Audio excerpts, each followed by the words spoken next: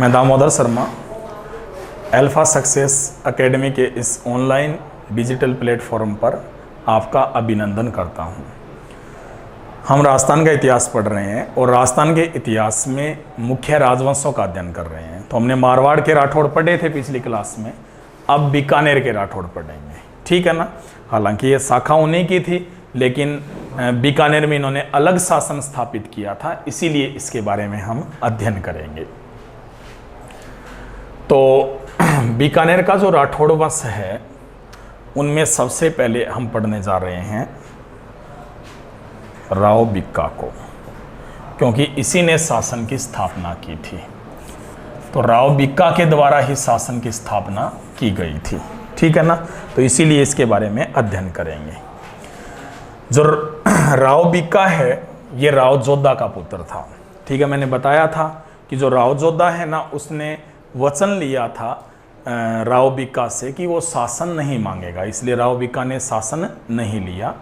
लेकिन जो राव बिक्का था ना, वो साम्राज्य स्थापित करने को इच्छुक था, इसलिए वो बीकानेर आ गया, ठीक है ना। तो इसलिए अब इसी के बारे में हम अध्ययन करेंगे।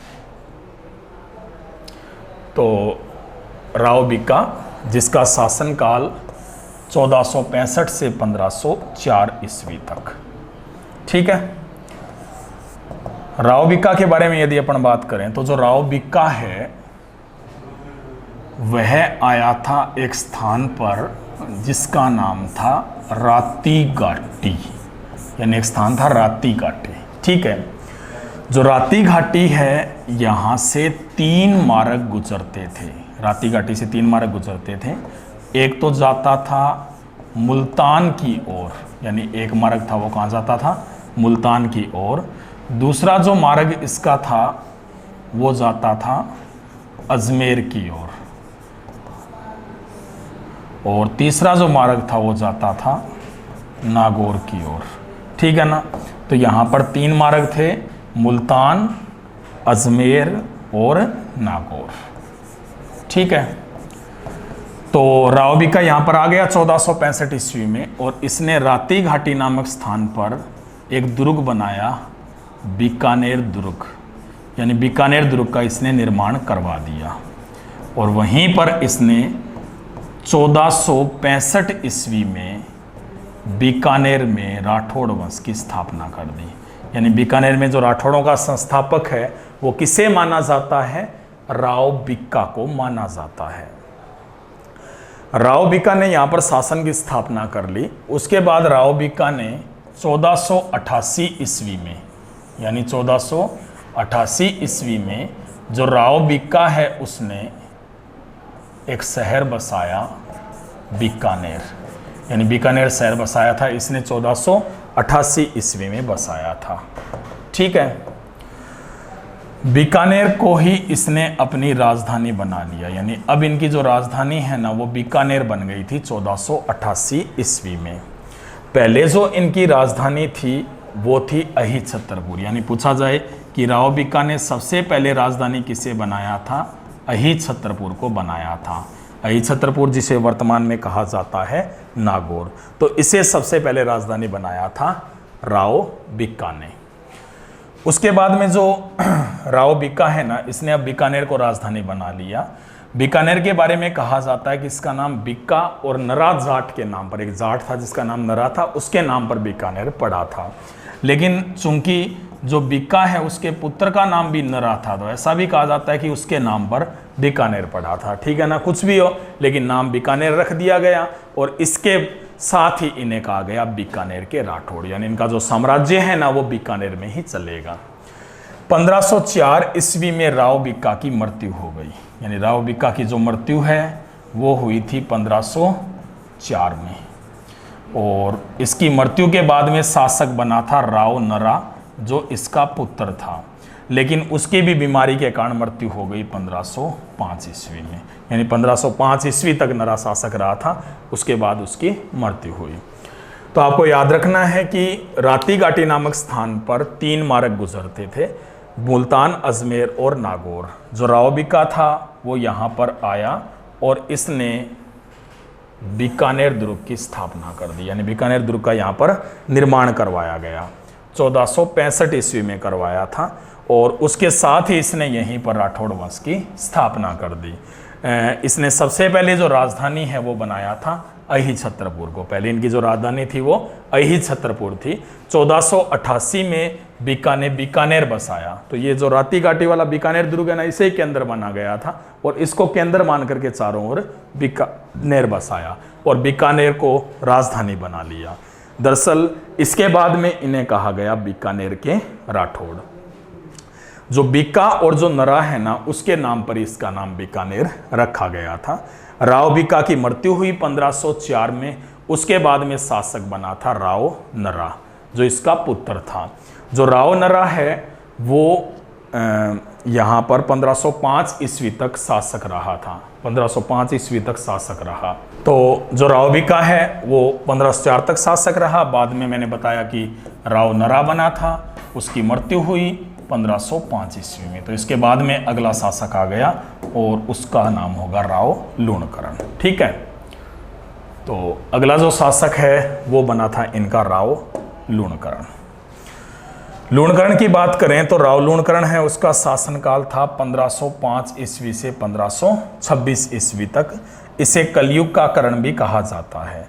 लूणकरण शहर की स्थापना की थी और लूणकरण झील का निर्माता भी था। ठीक है, लूणकरण सर झील है, ये खारे पानी की झील मानी जाती है, वो इसी के समय स्टार्ट हुई थी। तो इसके बारे में अब अध्ययन करेंगे हम राव लूणकरण के बारे में। ठीक है, तो राव लूणकरण का शासनकाल मैंने बता दिया 1505 से 1526 तक रहा था। ठीक है, राव लूणकरण बीकानेर का पहला साम्राज्यवादी शासक था। साम्राज्यवादी शासक था बीकानेर का राव लूणकरण। ठीक है, जो राव लूणकरण है उसने सबसे पहले पराजित किया फतेहपुर के कायम खानियों के। फतेहपुर के जो कायम खानी थे ना, उन्हें इसने पराजित किया और फतेहपुर पर अधिकार कर लिया। ठीक है, इसके बाद में इसने नागौर में पराजित किया मोहम्मद खां को। नागौर में इसने पराजित किया था मोहम्मद खां को और नागौर पर भी इसने पूर्ण रूप से अधिकार कर लिया। ये नागौर भी इसी का हो चुका था। ठीक है, उसके बाद में जो राव लूणकरण था उसने अधिकार किया सिरसा क्षेत्र पर भी। सिरसा जो वर्तमान में हरियाणा में पड़ता है ना, वहां पर भी राव लूणकरण ने अधिकार किया था। जो राव लूणकरण है उसका जो अंतिम संघर्ष है वो हुआ था नारनौल में। अंतिम संघर्ष इसका नारनौल में हुआ था राव लूणकरण का। नारनौल जो कहाँ पे पड़ता है, हरियाणा में। ठीक है, जो नारनौल है वहां का शासक था अबीमीर। अबीमीर है ये नारनौल का शासक था। जो राव लूणकरण है इसने 1526 ईस्वी में आक्रमण किया था नारनौल पर। यानी नारनौल पर इसने आक्रमण कब किया था? 1526 ईस्वी में आक्रमण किया था। 1526 ईस्वी में जब इसने आक्रमण किया तो यहाँ पर 1526 में एक युद्ध हुआ था जिसे कहा जाता है डोसी का युद्ध। यानी 1526 ईस्वी में डोसी का युद्ध हुआ था। ये डोसी है ना, ये भी पड़ता है हरियाणा में। ठीक है, ये जो युद्ध था इसमें राव लूणकरण का जो सामना है वो हुआ था अबीमीर से। अब दरअसल यहाँ पर मजबूत स्थिति में था राव लूणकरण, लेकिन राव लूणकरण के साथ जो इसके सरदार थे उन्होंने इसे धोखा दे दिया। लूणकरण को धोखा दे दिया गया इसके सरदारों के द्वारा। ठीक है, जिसके बाद में ये जो सरदार थे ये अबीमीर के साथ मिल गए और जो लूणकरण था ना वो यहाँ पर मारा गया। यानी राव लूणकरण था वो यहाँ पर मारा गया और इसके साथ यहाँ पर लूणकरण का अंत हो गया। मैंने पहले ही बता दिया कि राव लूणकरण है उसने कस्बा बसाया था लूणकरणसर। यानी लूणकरणसर जो कस्बा है वो किसने बसाया था? राव लूणकरण ने। और इसने झील का भी निर्माण करवाया था, लूणकरणसर झील। दरअसल ये खारे पानी की झील है, ये भी बीकानेर में, ये दोनों ही बीकानेर में है। ठीक है, राव लूणकरण है दरअसल वो दानी राजा माना जाता है। कहते हैं कि दान के लिए काफ़ी प्रसिद्ध था और इसीलिए बिट्ठू सुज्जा ने, बिट्ठू सुज्जा एक साहित्यकार था जो आगे आएगा, इसने एक ग्रंथ लिखा था जैत सिरोच्छंद, यानी इसके ग्रंथ के नाम क्या था, जैत सिरोच्छंद। इसमें है ना बिट्ठू सुज्जा ने इसे कलयुग का कर्ण कहा था। पूछा जाए कलयुग का कर्ण किसे कहते हैं, तो कहा जाता है राव लूणकर्ण को। राजपुताने का कर्ण है ना वो तो होगा राय सिंह, और कलयुग का कर्ण किसे कहते हैं, राव लूणकर्ण को। और पूछा जाए किसने कहा था, तो बिट्ठू सुज्जा ने कहा था। तो आपको याद रखना है कि जो राव लूणकर्ण है ना वो दरअसल साम्राज्यवादी शासक था, ठीक है ना। इसने कायम खानियों को पराजित किया था और फतेहपुर क्षेत्र पर इसने अधिकार किया था। इसने मोहम्मद खां को हराया और नागौर पर भी अधिकार किया। इसके बाद इसने अपने साम्राज्य का विस्तार है ना वो सिरसा क्षेत्र तक किया, जो वर्तमान में हरियाणा में है। इसका जो अंतिम संघर्ष है ना वो नारनौल में हुआ। नारनौल का उस समय शासक था अबीमीर, यानी इसके साथ इसका संघर्ष हुआ था। 1526 ईस्वी में इसने नारनौल पर आक्रमण किया, जिसके बाद में यहाँ पर डोसी का युद्ध हुआ था। यानी 1526 में कौन सा युद्ध हुआ था, डोसी का युद्ध। ये जो युद्ध हुआ था इसमें लूणकर्ण को अबीमीर ने पराजित किया और लूणकर्ण है वो इस युद्ध में मारा गया था। याद रखना है कि जो राव लूणकर्ण है उसने लूणकरणसर झील का निर्माण कराया था और लूणकरणसर कस्बा भी इसके द्वारा बसाया गया था, ठीक है ना। दरअसल ये अपने दान के लिए काफी प्रसिद्ध था और इसीलिए जो बिट्ठू सुज्जा है ना उसने जैतसिरोच्छंद में इसे कहा था कलयुग का कर्ण। यानी जैतसिरोच्छंद नामक पुस्तक है उसमें कलयुग का कर्ण किसे कहा गया है, तो राव लूणकर्ण को कहा गया। मैंने पहले ही बताया कि राजपुताने का कर्ण है वो कहा जाता है महाराजा राय सिंह को, ठीक है ना। तो ये हमने इतिहास पढ़ा राव लूणकर्ण का। तो लूणकर्ण के बाद में इनका जो शासक हुआ था वो था राव जैतसी। राव जैतसी शासनकाल 1526 से 41, कई जगह 42 भी लिखा गया है क्योंकि जो अंतिम युद्ध था इसका मालदेव के साथ वो 41-42 माना जाता है, तो इसलिए 42 भी लिख दिया जाता है, ठीक है। दरअसल जो राव जैतसी है उसका संघर्ष मुगल शहजादे कामरान से हुआ था। वीरता का वर्णन अपने को मिलेगा जैतसिरोच्छंद में, क्योंकि जो बिट्ठू सुज्जा है ना वो इसी के दरबार में काम करता था। बिट्ठू सुज्जा है वो राव जैतसी के दरबार में ही रहता था। दरअसल ये राणा सांगा का समकालीन था, क्योंकि इस समय सांगा की तुत्ती बोलती थी पूरे राजस्थान में, इसलिए अपन सांगा का नाम जरूर लेते हैं इनके समय, क्योंकि उधर राव गंगा था हमने बताया था मारवाड़ में, और इधर था बीकानेर में कौन शासक था, राव जैतसी, और आमेर में कौन था, पृथ्वी सिंह कछवाहा। क्योंकि ये जो शासक थे ना वो सांगा के ही सहयोगी थे, इसलिए सांगा का नाम आना जरूरी है। तो अब हम राव जैतसी के इतिहास के बारे में अध्ययन करेंगे कि इसकी क्या क्या उपलब्धियां रही थी, ठीक है। तो राव जैतसी शासनकाल बता ही दिया 1526 से 1541। राव जैतसी ने सबसे पहले उन सरदारों का दमन किया जिन्होंने लूणकर्ण का साथ छोड़ करके अबीमीर का साथ दिया था, तो उनका इसने आते ही दमन कर दिया राव जैतसी ने। राव जैतसी के समय याद रखना है कि जब इसका शासन था उसी समय 17 मार्च 1527 को युद्ध हुआ था, खानवा का युद्ध। यानी खानवा का युद्ध कब हुआ था, 17 मार्च 1527 को। खानवा है ये वर्तमान में कहाँ पर पड़ता है, भरतपुर में पड़ता है। ये जो युद्ध हुआ था ये किस किस के मध्य हुआ, राणा सांगा और बाबर के मध्य हुआ था। तो ये जो युद्ध है ना इसमें राव जैतसी ने राणा सांगा का साथ दिया था। यानी राव जैतसी ने किसका साथ दिया था, राणा सांगा का साथ दिया था। और राणा सांगा की सहायता के लिए जो राव जैतसी है उसने एक सेना भेजी थी। यानी राव जैतसी के द्वारा सेना भेजी गई थी राणा सांगा की सहायता के लिए। और ये जो सेना है इसका जो नेतृत्व है, यानी इस सेना का जो नेतृत्व है वो इसके पुत्र ने किया था, जिसका नाम था कल्याणमल। यानी कल्याणमल के द्वारा इसका नेतृत्व किया गया था। तो दो क्वेश्चन बनते हैं कि राणा सांगा के साथ खानवा के युद्ध में बीकानेर से कौन था, तो राव कल्याणमल था। और यह पूछा जाए कि उस समय कौन से बीकानेर के शासक ने इसकी सहायता की, तो राव जैतसिंह ने की थी। ठीक है, राव जैतसिंह के समय ही 1530 ईस्वी में मुगल बादशाह बन गया था हुमायूं। यानी 1530 ईस्वी में मुगल बादशाह कौन बना था, हुमायूं बना था। दरअसल हुमायूं का एक भाई था जिसका नाम था कामरान। हुमायूं के भाई का नाम क्या था, कामरान था।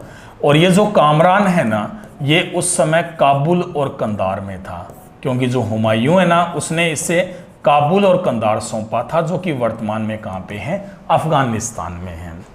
लेकिन जो कामरान है ना वो भी अपना साम्राज्य बढ़ाना चाहता था, महत्वाकांक्षी था कामरान। और इसीलिए इसने 1534 ईस्वी में ये भारत में घुस गया, 1534 में। ठीक है ना, 1534 ईस्वी में आया था ये। और 1534 ईस्वी में इसने पंजाब पर अधिकार कर लिया। पंजाब के बठिंडा क्षेत्र पर इसने अधिकार किया था। बठिंडा से ये सीधा घुसा बटनेर दुर्ग की ओर, और इसके बाद में इसने बटनेर दुर्ग पर भी अधिकार कर लिया। ठीक है ना, तो बटनेर दुर्ग पर भी अधिकार हो चुका था कामरान का। अब कामरान की जो नजर है ना वो बीकानेर दुर्ग पर थी, यानी वो चाहता था कि वो बीकानेर दुर्ग पर अधिकार करे। 1534 ईस्वी में ही जो कामरान है उसने आक्रमण कर दिया बीकानेर दुर्ग पर, यानी बीकानेर दुर्ग पर कामरान के द्वारा आक्रमण किया गया 1534 ईस्वी में। ठीक है, जब आक्रमण हुआ तो जो राव जैतसिंह उस समय शासक था, क्योंकि जैतसिंह को ये अपन पढ़ रहे हैं, तो राव जैतसिंह उस समय शासक था। और राव जैतसिंह उसके बाद में अपना एक सेनापति था भोजराज कुमावत। ठीक है ना, भोजराज कुमावत इसका सेनापति था, उसे इसने नेतृत्व सौंप दिया। भोजराज कुमावत को इसने नेतृत्व सौंपा और खुद यहां से फरार हो गया, यानी खुद भाग गया जैतसिंह। ठीक है, अब भोजराज कुमावत ने बीकानेर की सेना का नेतृत्व किया, लेकिन लड़ते हुए ये मारा गया। यानी भोजराज कुमावत था वो यहाँ पर लड़ते हुए मारा गया। उसके बाद में जो कामरान है ना उसने बीकानेर दुर्ग पर पूरी तरह से अधिकार कर लिया, यानी बीकानेर दुर्ग पर अब अधिकार हो चुका था कामरान का। अब ये खबर पहुंच गई राव जैतसिंह तक कि कामरान ने अधिकार कर लिया है बीकानेर दुर्ग पर। उसके बाद में जो राव जैतसिंह है उसने फिर से योजना बनाई। राव जैतसिंह ने 1534 में ही फिर से आक्रमण कर दिया बीकानेर दुर्ग पर। तब आक्रमण किया रात के समय, जबकि सारे सो रहे थे, यानी कामरान के जो सैनिक थे ना वो सो रहे थे। अचानक आक्रमण कर दिया गया और इस आक्रमण में जो कामरान के सैनिक थे वो मारे गए, यानी कामरान के सैनिक यहाँ पर मारे गए। और राव जैतसिंह ने फिर से बीकानेर पर अधिकार कर लिया, यानी फिर से बीकानेर पर अधिकार किसका हो गया था, राव जैतसिंह का। ये जो अपन ने घटना पढ़ी ना, इसकी जो जानकारी है वो अपने को मिलती है एक ग्रंथ में जिसका जिक्र मैंने पहले ही किया था, जैतसिंह छंद। इसमें जानकारी मिलती है, जिसे लिखा था बिट्ठू सुज्जा ने, यानी बिट्ठू सुज्जा के द्वारा यह ग्रंथ लिखा गया था और इसी में इसकी अपने को जानकारी प्राप्त होती है। ठीक है, तो आपको याद रखना है कि जो राव जैतसिंह है उसने सबसे पहले जो विद्रोही सरदार थे उनका दमन किया। 17 मार्च 1527 को खानवा का युद्ध हुआ था। खानवा ये वर्तमान में कहाँ पड़ता है, भरतपुर में पड़ता है। ये जो युद्ध हुआ था ये राणा सांगा और बाबर के मध्य हुआ था और इस युद्ध में राव जैतसिंह ने सांगा की सहायता के लिए सेना भेजी थी और इसका नेतृत्व इसके पुत्र ने किया था जिसका नाम था कल्याणमल। ठीक है, 1530 ईस्वी मुगल बादशाह बन गया था भारत में हुमायूं। हुमायूं का भाई था कामरान जो काबुल और कंधार में था, यानी वहीं का शासक बना हुआ था कामरान। कामरान ने 1534 में भारत पर आक्रमण किया और पंजाब के बठिंडा क्षेत्र पर अधिकार कर लिया। उसके बाद उसने बटनेर पर भी अपना अधिकार जमाया। 1534 में कामरान ने बीकानेर दुर्ग पर आक्रमण किया। जो जैतसिंह था उसने भोजराज कुमावत को नेतृत्व सौंपा और खुद यहां से फरार हो गया। जो भोजराज कुमावत था वो यहाँ पर मारा गया, यानी भोजराज कुमावत था वो इस संघर्ष में मारा गया था। और उसके बाद में यहाँ पर बीकानेर दुर्ग पर पूरी तरह से अधिकार हो चुका था कामरान का, यानी कामरान ने इसके बाद में बीकानेर दुर्ग पर अपना अधिकार कर लिया। 1534 में ही मौका देख करके रात के समय राव जैतसिंह ने आक्रमण किया और इस आक्रमण में कामरान मारा गया और बीकानेर दुर्ग पर फिर से अधिकार हो चुका था राव जैतसिंह का। उसके बाद में पूछा जाएगी इसकी जानकारी कहां से मिलती है, तो इसकी जानकारी अपने को मिलती है जैतसिंह छंद से, जो बिट्ठू सुजा के द्वारा लिखा गया। ठीक है। इसके बाद में राव जैतसिंह के समय ही मारवाड़ का शासक था राव मालदेव, ये उस समय मारवाड़ का शासक था। ठीक है। राव मालदेव ने 1541 ईस्वी में बीकानेर पर आक्रमण किया। बीकानेर पर आक्रमण किया गया था 1541 ईस्वी में, और वो किसने किया था? राव मालदेव ने। ठीक है। राव मालदेव है ना, उसकी सेना का जो नेतृत्व है वो कुंपा कर रहा था, यानी इसका एक सेनापति था जिसका नाम था कुंपा, मालदेव का वो नेतृत्व कर रहा था। राव जैतसिंह जब इस समय शासक था, उस समय हिंदुस्तान का जो बादशाह था वो था शेर शाह सूरी, यानी शेर शाह सूरी उस समय हिंदुस्तान का बादशाह था। जैतसिंह ने अपने मंत्री, जिसका नाम था नागराज के माध्यम से, जो जैतसिंह है ना, उसने सहायता मांगी थी शेरशाह सूरी से, लेकिन शेरशाह सूरी ने इसकी कोई सहायता नहीं की, यानी सहायता करने के लिए शेरशाह सूरी यहाँ पर नहीं आया। उसके बाद में जो राव जैतसिंह है, उसने अपने परिवार को नागराज के साथ सिरसा नामक स्थान पर भेज दिया, जो हरियाणा में पड़ता है ना सिरसा, वहां भेज दिया। ठीक है। इसके बाद में जो युद्ध हुआ उसे कहते हैं पोहबा का युद्ध। पाहेबा का युद्ध भी लिखा गया कई जगह, साहेबा का युद्ध भी इसे कहते हैं। ये हुआ था 1541-42 में, 1541-42 में युद्ध हुआ था। और यह जो युद्ध हुआ था ये जैतसिंह और मालदेव के मध्य हुआ। मैंने पहले ही बताया कि मालदेव की सेना का नेतृत्व कर रहा था कुंपा। यह जो युद्ध हुआ इसमें जैतसिंह था वो मारा गया, और जो पूरा बीकानेर है उस पर अधिकार कर लिया मालदेव ने। ठीक है। मालदेव का अधिकार हुआ और यहाँ का प्रशासक मालदेव ने बना दिया कुंपा को, यानी एक बार के लिए बीकानेर का राठौड़ वंश खत्म हो गया। एक बार के लिए खत्म, हालांकि नहीं होने वाला, अभी और भी पढ़ेंगे अपन, लेकिन एक बार के लिए यहाँ पर बीकानेर का राठौड़ वंश खत्म हो गया। तो आपको इतना याद रखना है कि मारवाड़ के राव मालदेव के द्वारा 1541 ईस्वी में बीकानेर पर आक्रमण किया गया। मालदेव की सेना का नेतृत्व उसके सेनापति कुंपा के द्वारा किया गया था। उस समय हिंदुस्तान का बादशाह था शेरशाह सूरी। जो जैतसिंह था उसने अपने मंत्री नागराज के माध्यम से शेरशाह सूरी से सहायता मांगी थी, लेकिन वो सहायता करने नहीं आया। इसने अपने परिवार को मंत्री नागराज के साथ भेज दिया था सिरसा। उसके बाद में युद्ध हुआ पोहबा का युद्ध या फिर साहेबा का युद्ध 1541-42 में, और इस युद्ध में जैतसिंह था वो मारा गया।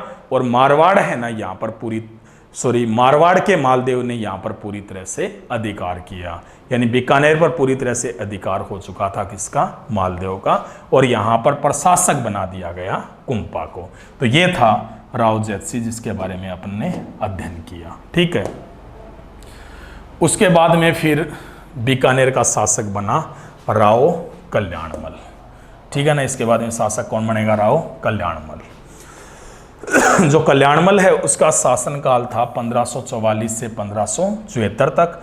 यह पहला शासक था बीकानेर का जिसने अफगानों की अधीनता को स्वीकार किया था। ठीक है। नागौर दरबार में इसने अकबर की अधीनता को भी स्वीकार किया था। तो ये था राव कल्याणमल। चित्र दिख रहा है ना राव कल्याणमल का, और ये मैंने इसलिए बताया नागौर दरबार यहाँ पर लगा था। उसके बारे में अपन पहले ही पढ़ चुके हैं मारवाड़ के राठौड़ों में चंद्रसेन के समय। तो अब कल्याणमल के बारे में थोड़ी जानकारी और प्राप्त करेंगे। ठीक है। तो राव कल्याणमल शासनकाल 1544 से 1574 ईस्वी।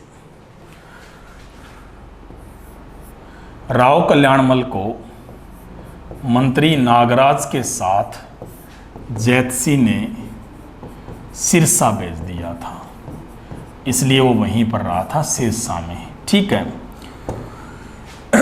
इसके बाद में जो कल्याणमल है वो सूर शासक शेरशाह सूरी की सेवा में चला गया, उसकी शरण में चला गया था शेरशाह सूरी की राव कल्याणमल। शेरशाह सूरी ने उसे शरण दी और शेरशाह सूरी को कल्याणमल ने उकसाया कि वो आक्रमण करे कहाँ पे, मारवाड़ पर, यानी मारवाड़ पर आक्रमण करने के लिए उकसाया शेरशाह सूरी को राव कल्याणमल ने। यही कारण था कि मारवाड़ में प्रसिद्ध युद्ध हुआ जिसे कहते हैं गिरी सुमेल का युद्ध। ये हुआ था युद्ध गिरी सुमेल का। ठीक है। गिरी सुमेल है ये कहाँ पे पड़ता है, जैतारण पाली में, जैतारण पाली में पड़ता है गिरी सुमेल। और यहाँ पर ये जो युद्ध हुआ था ये 4 से 5 जनवरी को हुआ था 1544 में। ठीक है। ये जो युद्ध हुआ था ये था शेरशाह सूरी और किसके मध्य, मालदेव के मध्य।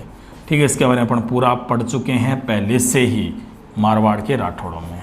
तो ये मैं इसलिए बता रहा हूँ क्योंकि इस युद्ध में शेरशाह सूरी का साथ दिया था कल्याणमल ने, यानी जो कल्याणमल है ना उसने शेरशाह सूरी का साथ दिया था गिरी सुमेल के युद्ध में। ठीक है।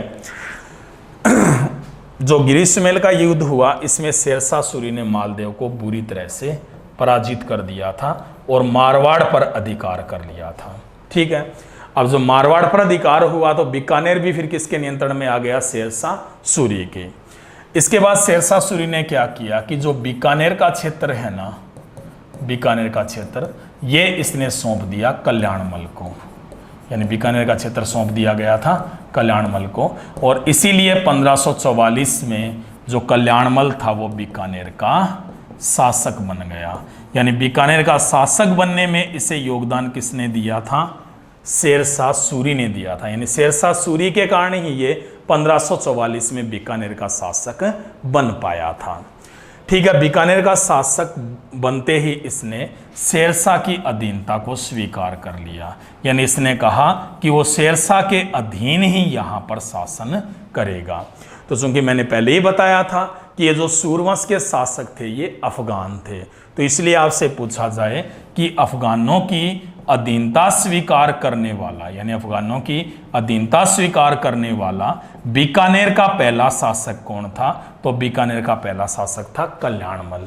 यानी कल्याणमल है ना ये बीकानेर का पहला शासक था जिसने अफगानों की अधीनता को स्वीकार किया था। कल्याणमल है उसका जो राज्याभिषेक है ये बीकानेर में ही किया गया है, राज्याभिषेक इसका बीकानेर में हुआ था 1544 में। तो इसके साथ ही कल्याणमल है ना उसने बीकानेर में फिर से स्थापना कर दी राठौड़ वंश की। तो आपसे पूछा जाए कि बीकानेर में राठौड़ वंश का पुनर्संस्थापक किसे माना जाता है, तो पुनर्संस्थापक किसे मानते हैं, राव कल्याणमल को। ठीक है ना। तो राव कल्याणमल को बीकानेर में राठौड़ों का पुनर्संस्थापक माना जाता है। ठीक है ना। वैसे संस्थापक तो कौन था, राव बीका, और पुनर्संस्थापक किसे माना जाता है, राव कल्याणमल को। ठीक है। मैं दोबारा बता देता हूं आपको, जो राव कल्याणमल है वह जैतसी का पुत्र था और जो पोहबा का युद्ध हुआ था उस युद्ध से पहले इसे मंत्री नागराज के साथ जैतसी ने सिरसा भेज दिया था। उसके बाद में जैतसी की मृत्यु हुई और मृत्यु के बाद में यह शेरशाह सूरी की शरण में चला गया था। जो शेरशाह सूरी को उसने उकसाया जिसके कारण शेरशाह सूरी ने मारवाड़ पर आक्रमण किया। इसी के फलस्वरूप युद्ध हुआ था गिरी सुमेल का युद्ध, और गिरी सुमेल ये पड़ता है कहाँ पे, जैतारण पाली में पड़ता है। ये 4 से 5 जनवरी 1544 को युद्ध हुआ था शेरशाह सूरी और मालदेव के मध्य। ये जो युद्ध हुआ था इसमें जो शेरशाह सूरी है उसका साथ दिया था कल्याणमल ने।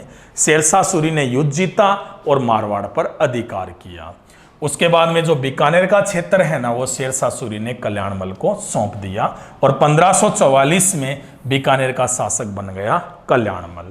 जो कल्याणमल है ना उसने शासन शुरू किया शेरशाह सूरी के अधीन रह करके, और इसीलिए बीकानेर का प्रथम शासक जिसने अफगानों की अधीनता स्वीकारी तो वो कौन माना जाएगा? राव कल्याणमल माना जाएगा। ठीक है ना। इसका जो राज्याभिषेक था वो बीकानेर में संपन्न हुआ था 1544 ईस्वी में। ठीक है ना। और राव कल्याणमल को कहा जाता है बीकानेर में राठौड़ों का पुनर्संस्थापक, यानी बीकानेर में राठौड़ों का जो पुनर्संस्थापक है वो किसे कहा जाता है? राव कल्याणमल को। ठीक है। इसके बाद में अपन आगे बढ़ते हैं। इसके बाद जो राव कल्याणमल है वो यहाँ पर शासक बना रहा। 1570 ईस्वी में यहाँ पर लगाया गया नागौर दरबार। नागौर दरबार लगा था 1570 में, जो लगाया था अकबर ने। ठीक है। मैंने पहले ही बताया था कि 4 रियासतों को आमंत्रित किया था, मेवाड़, मारवाड़, जैसलमेर और मेवाड़ को। ठीक है। जो मेवाड़ है उसने भाग लेने से इनकार कर दिया था। ठीक है ना। दरअसल मेवाड़ की जगह यहाँ पे बीकानेर लिख देते हैं, सॉरी। ठीक है ना। तो बीकानेर, मारवाड़, जैसलमेर और मेवाड़ इनको आमंत्रित किया था। मेवाड़ ने भाग लेने से यहाँ पर इनकार कर दिया था, यानी मेवाड़ ने यहाँ पर भाग नहीं लिया था। ठीक है ना। तो ये 4 रियासतें थी जिन्होंने भाग लिया, सॉरी 3 रियासतें, सॉरी, क्योंकि मेवाड़ ने भाग नहीं लिया तो 3 रियासतों ने भाग लिया। जो बीकानेर है उसकी तरफ से पता ही है अपने को कौन गया था? कल्याणमल।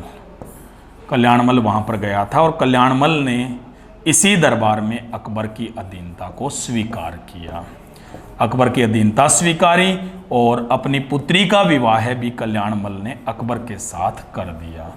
यानी आपसे पूछा जाए कि मुगलों की अधीनता स्वीकार करने वाला बीकानेर का पहला शासक कौन था, तो कल्याणमल। मुगलों के साथ वैवाहिक संबंध बनाने वाला बीकानेर का पहला शासक कौन था, तो कल्याणमल ही था। ठीक है ना। तो पहले तो इसने अफगानों के अधीन शासन किया और अब ये शासन करेगा मुगलों में। अब मुगलों के अधीन हो जाएं बीकानेर वाले, लास्ट तक मुगलों के अधीन, फिर बाद में अंग्रेज आ जाएंगे तो अंग्रेजों के अधीन शासन करेंगे। ठीक है। जो कल्याणमल है ना उसने अपने 2 पुत्र, एक का नाम था राय सिंह और दूसरे का नाम था पृथ्वीराज राठौड़। ये 2 पुत्र थे इसके, और दोनों को इसने अकबर की सेवा में भेज दिया। दोनों को अकबर की सेवा में भेज दिया गया कल्याणमल के द्वारा। ठीक है ना। तो आपको इतना याद रखना है, 1570 ईस्वी में नागौर दरबार लगाया गया अकबर के द्वारा। मारवाड़, जैसलमेर, मेवाड़ और बीकानेर को आमंत्रित किया गया। मेवाड़ ने भाग लेने से इनकार किया था, और यहीं पर जो कल्याणमल है ना उसने अकबर की अधीनता को स्वीकार किया और अपनी पुत्री का विवाह भी अकबर के साथ किया। तो बीकानेर का पहला शासक कल्याणमल था जिसने मुगलों की अधीनता स्वीकारी और मुगलों के साथ इसने वैवाहिक संबंध बनाए थे। ठीक है ना। इसने अपने पुत्र राय सिंह और पृथ्वीराज राठौड़ को भेज दिया था अकबर की सेवा में। तो अब हम राय सिंह को पढ़ेंगे, लेकिन इससे पहले थोड़ा सा इंट्रोड्यूस करा देते हैं पृथ्वीराज राठौड़ को। ठीक है ना। तो पृथ्वीराज राठौड़ को भी थोड़ा पढ़ लेते हैं।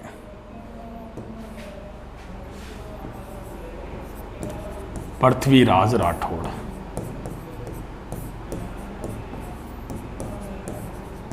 ठीक है। पृथ्वीराज राठौड़ है ना, ये अकबर का दरबारी साहित्यकार था। अकबर का दरबारी साहित्यकार था पृथ्वीराज राठौड़। ठीक है। जो पृथ्वीराज राठौड़ है ये अकबर के नवरत्नों में शामिल नहीं था। एक बार है ना आ गया था कि निम्न में से कौन अकबर के नवरत्नों में शामिल नहीं था, तो दरअसल उसमें मान सिंह का नाम दे रखा था, अबुल फजल का, फैजी का और पृथ्वीराज राठौड़ का, तो ये नहीं था शामिल। ठीक है ना। जो पृथ्वीराज राठौड़ है ये अपनी कविताएं लिखता था पित्थल नाम से, यानी पित्थल नाम से अपनी रचनाएं करता था पृथ्वीराज राठौड़। और इसकी जो मुख्य भाषा थी ना वो थी डिंगल, यानी मुख्य भाषा थी पृथ्वीराज राठौड़ की कौन सी? डिंगल। पृथ्वीराज राठौड़ को अकबर ने भेंट किया था रणथंभौर दुर्ग, यानी रणथंभौर दुर्ग है ना ये पृथ्वीराज राठौड़ को भेंट किया गया था अकबर के द्वारा। ठीक है ना। ये जो रणथंभौर दुर्ग है, यहीं पर इसने लिखी थी पुस्तक जिसका नाम था वेली किर्सन रुक्मणी री। ये पुस्तक लिखी गई थी पृथ्वीराज राठौड़ के द्वारा डिंगल भाषा में, यानी डिंगल भाषा में इस पुस्तक की रचना की गई थी पृथ्वीराज राठौड़ के द्वारा। नाम था वेली किर्सन रुक्मणी री। ठीक है, ये जो वेली किर्सन रुक्मणी री है ना, इसे दुर्सा आडा ने इसे कहा था पांचवा वेद कहा था, और इसे कहा था 19वां पुराण। यानी इसे दुर्सा आडा ने क्या कहा था, वेली किर्सन रुक्मणी री को 5वां वेद और 19वां पुराण कहा था। जो पृथ्वीराज राठौड़ है ना, इसके बारे में टेसी टोरी ने कहा था डिंगल का हेरोस कहा था टेसी टोरी ने। तो टेसी टोरी दरअसल ये गंगा सिंह के समय बीकानेर में आए थे और दरबार में रहे थे, इटली के रहने वाले थे, और इन्होंने चारण साहित्य पर अध्ययन किया था। तो ये थे पृथ्वीराज राठौड़। मैंने इसलिए बताया क्योंकि इन्हें अकबर की सेवा में भेजा गया था। तो आपको याद रखना है कि जो पृथ्वीराज राठौड़ है वो अकबर के दरबारी साहित्यकार थे, हालांकि अकबर के नवरत्नों में शामिल नहीं था। इसकी जो रचनाएं थी ना, वो किस नाम से होती थी, पिथल नाम से। इसकी जो भाषा थी वो कौन सी थी, डिंगल थी। इसे अकबर ने भेंट किया था कौन सा दुर्ग, रणथंभौर दुर्ग, और इसने ग्रंथ लिखा था वहीं पर वेली किर्सन रुक्मणी री। पूछा जाए कौन सी भाषा में लिखा, तो डिंगल भाषा में लिखा था। ये जो ग्रंथ है ना, इसे दुर्सा आडा ने कहा था 5वां वेद और 19वां पुराण कहा था, जबकि जो पृथ्वीराज राठौड़ है उसे टेसी टोरी ने डिंगल का हेरोस कहा था। टेसी टोरी जो इटालियन थे, उन्होंने चारण साहित्य पर शोध किया था। तो अब हमने बीकानेर के राठौड़ पढ़े कल्याणमल तक। इसके आगे भी मुख्य शासक आएंगे जैसे राय सिंह वगैरह हैं, तो उनके बारे में भी हम अध्ययन करेंगे। ठीक है ना, तो तब तक जुड़े रहें, उनके बारे में अपन पढ़ेंगे, वो भी काफ़ी इंपॉर्टेंट है। धन्यवाद।